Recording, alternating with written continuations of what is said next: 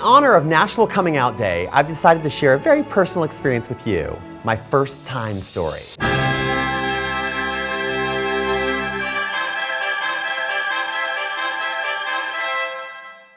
It was in the backseat of a car. Ew, you whore. How old were you?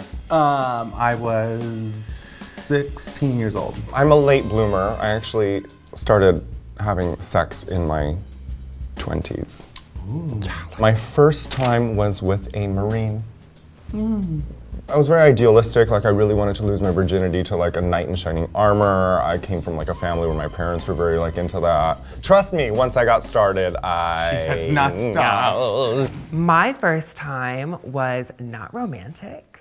I was 19 and I was a couple months shy of turning 20. And I really did not want to be a 20-year-old virgin. I had always kind of set myself up in my head that I was going to save my virginity for at least my first real relationship, and that hadn't happened yet, so I went to a party with some of my friends. I drank some alcohol. One of the people at this party who I had not met before was cute, and I was like, so like, let's have sex. So we did. In the bathroom. I mean, I didn't go into it thinking I'm going to have sex. It just ended up happening. And when I was thinking about it, I'm like, oh, it's gonna happen. All right, let's go with it. There had been previous times where I had said, no, I'm not gonna have sex with you. But at this point in time, I was just like, oh, the opportunity has presented itself. So let's go with it. Once I kind of killed that first time, just knocked it out, I was able to kind of be a lot more open sexually without feeling guilty or feeling like I should be in a certain situation to be able to be sexual. I met him at church and we were friends for a very, very, very, very, very long time. I kind of knew about him and he kind of knew about me, but of course we didn't discuss it because, honey, you know, I was just as in the closet as anything else. I spent the night over his house. He was in his bed and I would sleep in his bedroom on the floor. And we would talk and we would flirt, and his hand decided to come down by me and start to rubbing. At that point in time, I was a little bit turned on, even though it's kind of weird because I was like, this is my friend. It actually became a regular thing.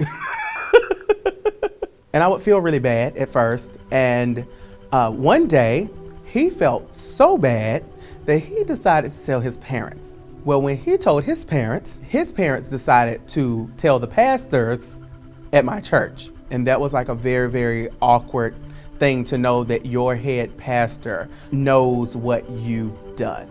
That was like the worst thing ever. After that, I mean, I didn't go back to his house ever since, but we're still friends. Everything is still cool. I was just getting ready to be 16 years old, and he was a senior that just graduated. He was a freshman in college. He graduated from the school that I just started attending, and he was also in choir. I was in choir, and he went to my show, and they introduced us because obviously he just graduated, so he had like seniors that knew who he was and wanted to meet the cute little gay boy that was singing on stage, which was me. But he picked me up, and we went to his dorm, and he asked me to, you know, top him, and I didn't know where anything went or what to do. And it was actually really awkward too because like he was super tall. He was like 6'2", and anybody that knows me knows I'm like 5'6". I'm a midge.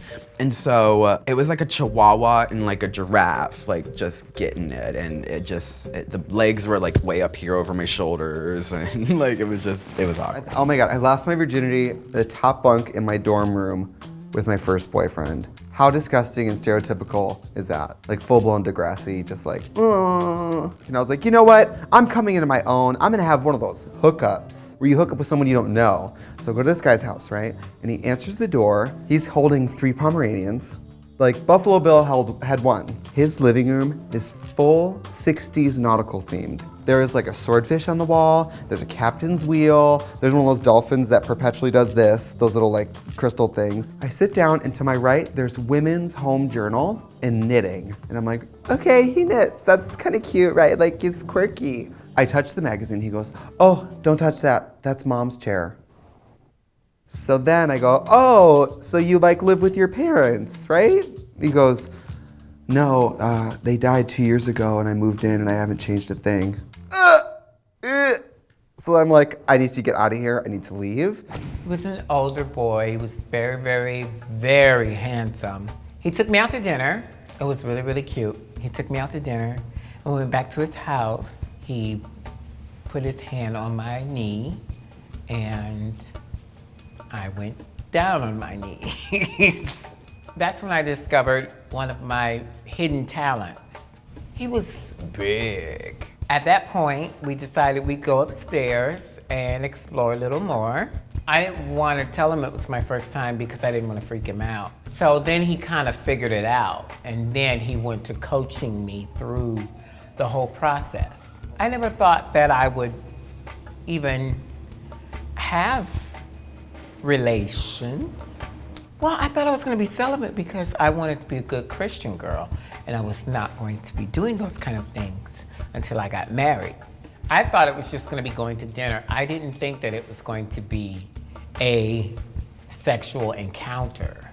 I mean, would I do it again? Absolutely. God, I was a teen.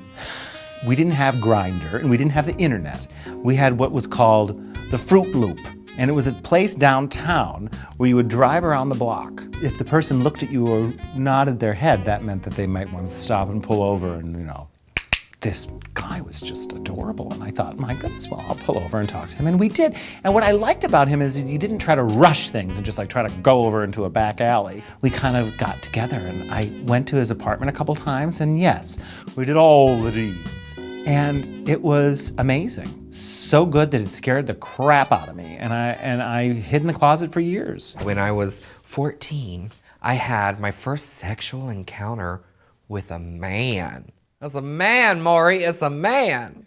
He was much older than I was. I was emancipated when I was 14, so I was out on my own. I was doing national tours of theatrical musicals, Broadway musicals and dinner theater and all that kind of stuff. And there was a company manager for one of these tours who was the ripe old age of 35. We started to hit it off. And in retrospect, that sexual encounter probably wasn't the one that I should have had for my first time. I couldn't tell you anything about it other than it hurt, and I didn't keep breathing, even though that's all he said to me. I regret it. I wish that I had waited. I wish that I had kind of saved myself for somebody that I actually felt romantic feelings towards. I felt like it was, I was at that point in my life where I needed to do this. I was growing up in so many other ways that I needed just to put out, basically, that would make me a real adult with real adult feelings and real adult emotions, and it didn't. It just made a whole lot of complications that much more complicated. Then, I didn't have any sexual encounters for a while after that until I met somebody that I had an actual relationship with, somebody who was closer to my age. And suddenly all of these horrible thoughts and feelings that I had surrounding sex went away, and it was enjoyable, and I understood why people wanted to have it and continuously did have it. My first adult experience with a grown man, I was in college, and I met this man who was a principal of an elementary school at a rest stop. This is back in the day, y'all. It sounds dirty. Back in the day, that's how we met. Okay, there were no gay clubs, there was no social media, it was before AOL. And he goes, we can go back to my place and mess around. I said, okay, I'm here for that. So we went back to his place, which was the elementary school that he had keys to, and we did it in the teacher's lounge. Didn't last very long. It was a quickie. It's your first time, it's like, thank you. I never saw him again, which is regretful, because I had so much guilt and shame afterwards because of, how I was raised. I was actually married to a woman. I grew up in Scranton, Pennsylvania, a little small coal mining town, and I had an Italian diva mom and a Ukrainian U.S. Marshal father. So you couldn't be gay back then. It was the 70s and 80s. So I did get a little frisky here and there in, the department store men's room. That was the 80s. You took a look and maybe a little touch. But I ended up being the man that my parents wanted me to be, and I ended up marrying my high school sweetheart, and we had a lot of fun, but it just obviously didn't work out.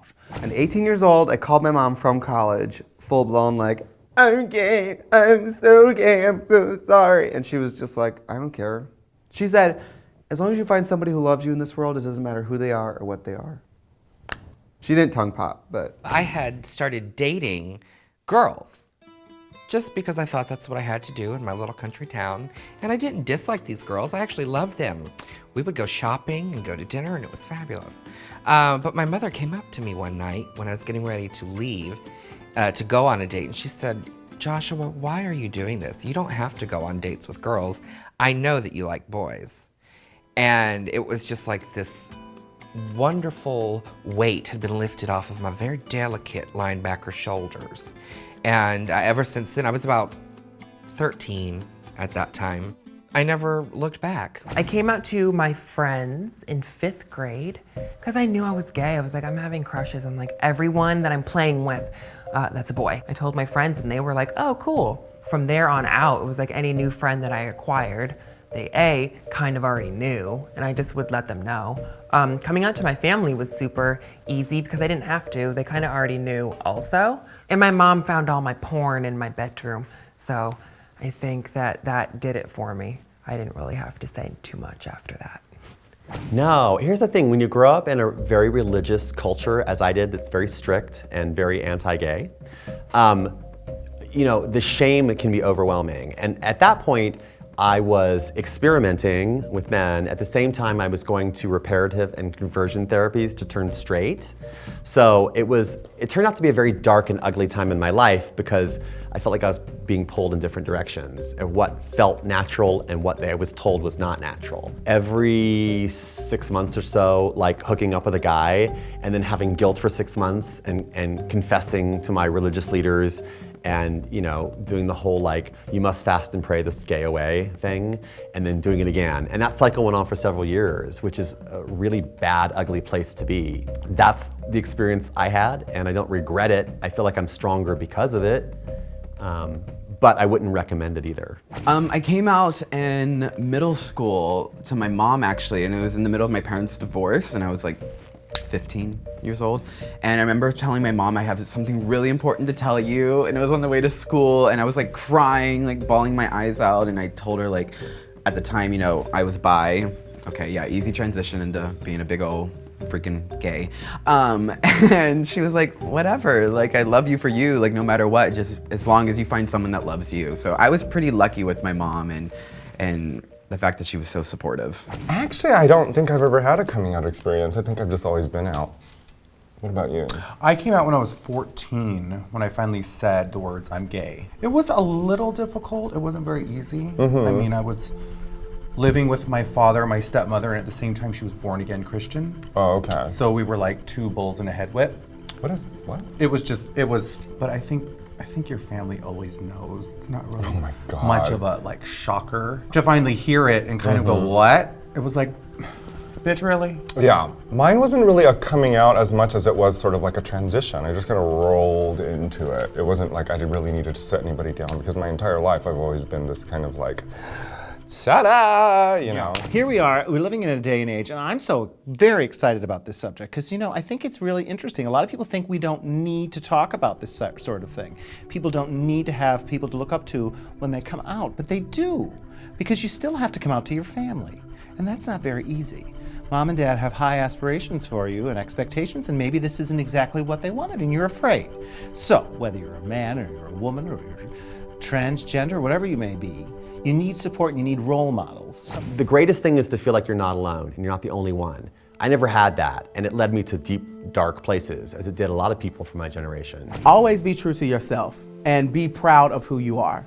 Don't let anything that anybody has to say to bring you down or discourage you or make you feel depressed. Take your time. Like, you have your whole life to do this stuff, and share those moments with someone that means someone to you. Enjoy yourself, be safe, and talk to people. Don't do it alone. And don't forget to subscribe to WOW Presents.